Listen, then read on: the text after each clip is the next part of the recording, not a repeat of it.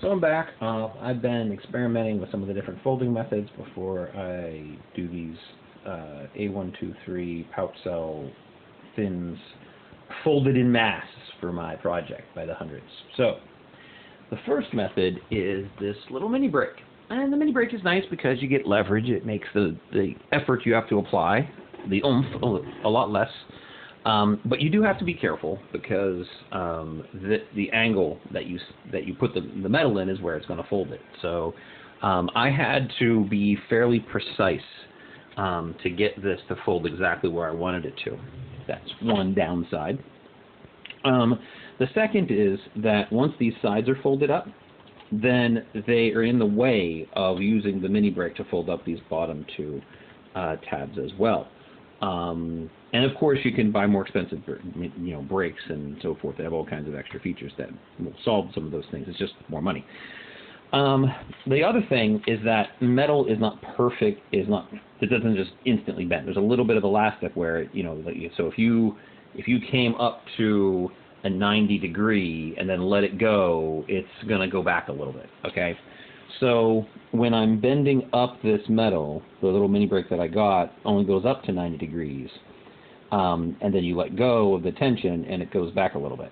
Okay. Now when I'm building these up, I need this inside angle to be less than 90 degrees, which means the outside angle has to be more than 90 degrees. And the reason for that is so that the tab from the last one is up and in to come into the slot of the next one. If you see how that goes inside of the next one, inside the next one. I don't want it to just hit the next one. I want it to go inside.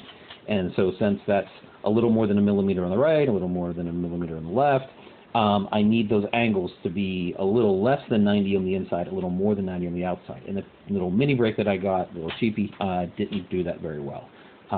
You couldn't do it at all. You have to come back and do something else for it.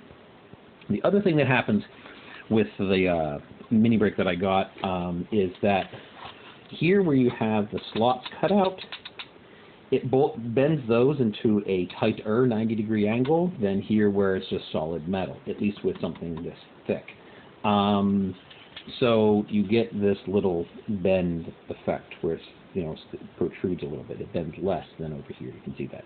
It's not enormous. You're talking like 1 or 2 millimeters over this whole length, but it comes up a couple when you're trying to do that very last one, and you turn it over and you put it down. Well, when you go to put it down, you see the little parts bulging out, and it's preventing this from going in because they're hitting each other. This bulges out, that bulges out, and they run into each other, and they don't sandwich down. So with the little cheapy mini break, I'd have to come back and modify it, and I'd have to be careful with that, and I'd have to do the bottom. So that's, meh. The second option is this Malcor 12F sheet metal bending tool. You don't get the leverage of the mini break, but there are some nice things. So one side here is 1 inch, and then the other side is 3/8. In an ideal world, I'd have like maybe a 32nd of an inch more than the 3/8, but the 3/8 is very close. Now this has a lot of nice things. One is that you can cut off a little piece, and that little piece folds those little bottom parts nice and easy. Done. The second is this is nice rigid steel welded together here all the way across, so I'm not going to have this kind of unevenness of the bend. It's going to be nice and even, the same pretty much all the way across. So that's nice. The disadvantage is there will be a little bit more of a curve. It won't be as sharp as the break was here where the slots were cut out, but it's going to be just as much as it was there where the extra was. Now this also is nice because I'm doing it by hand. I can come back and I can do that extra bend or a little less bend. I can adjust that manually by hand, where on the break that I got, I couldn't. Again, like I said, you can throw more money at a more expensive break and you can do all kinds of things. You want to throw thousands of dollars at it. So this last one, because those have to be on the inside, and then the other one, if I'm going to turn around, it has to be a little on the outside. That last one, the inside angle has to be a little greater than 90. So if you do that and you make that adjustment, then your pieces can fit together better. One second, I need my other hand.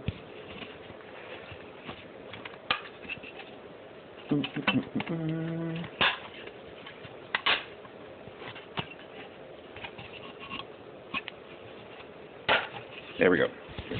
Okay, so now these are together, and hooray! So I bent it a little bit extra by hand and so forth. But what I'm running into then, when I do that, is that I get this curve and the curve. Now over here, the curve didn't matter too much. You know, it was on the outside. But on this one, the curve is, from this one, is coming down and hitting on the inside of the curve here, which prevents it from seating all the way down. I mean, it's better than the way the mini brake was bulging here. But it does still not go down square, and so this is going to have some slop, and it's not going to be a tight fit on the pouch cell when I put it in there, and I don't really particularly like that too much. Now the other thing is that I don't need this to be doubled up. A single pass wall here on the side is going to be plenty.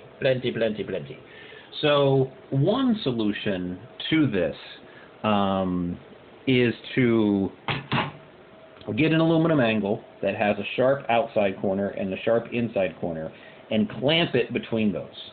And if you use a lot of oomph, you can clamp it down and you can make that more of a bend into a sharper right angle. And then you're going to have to come back with the Malcor, and you're going to have to make the outside one a little bit on the outside and the inside one a little on the inside. So you have to adjust it, but that can get it less of a curve and sharper. This is a 1/4" aluminum, so it's much beefier than the sheet metal we're dealing with. You could also use steel angles just as well. And you can get a shorter one for the bottom, and so that can work there. There's a lot of oomph, and if you don't pre-bend if I don't pre-bend the fin, doing the alignment on this is a nightmare because of this. I mean, much worse than the brake.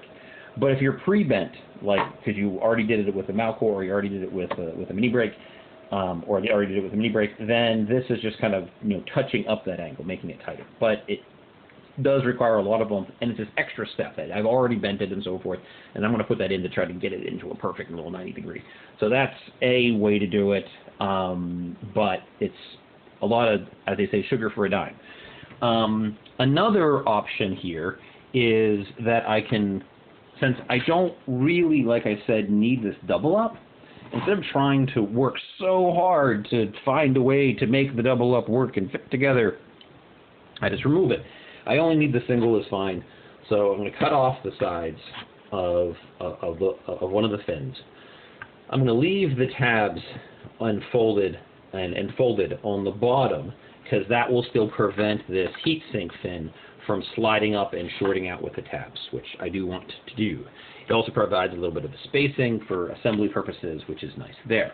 Now, this then allows me to come over and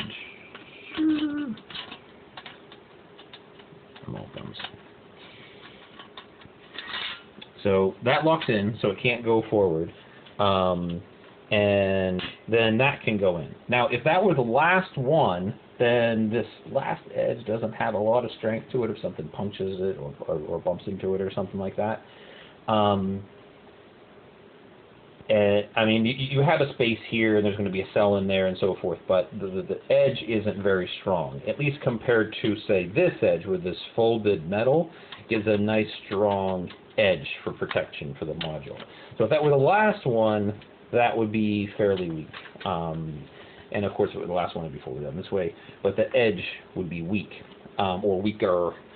So an alternative is that instead of this being the last one going down, it's, say, second to last. It's just one of the ones in the middle.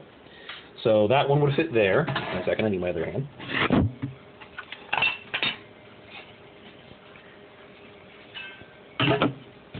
Okay, so that one would go there, and then the other one, which the last one has to be bent out. This angle here The last one, the inside is greater than 90. The outside is less than 90 because it has to go outside of those other fins. So if that one goes on over top of the other one, then that then gives me this hard angle again to protect those outer corner sides. And I didn't need and it acts as the single last layer instead of having a double up. And that works fine. I got my heat spreading fin. I didn't have to mess with that super tight angle. So I'm kind of leaning that way, and that's kind of why I'm leaning that way. So there you go. There is your update.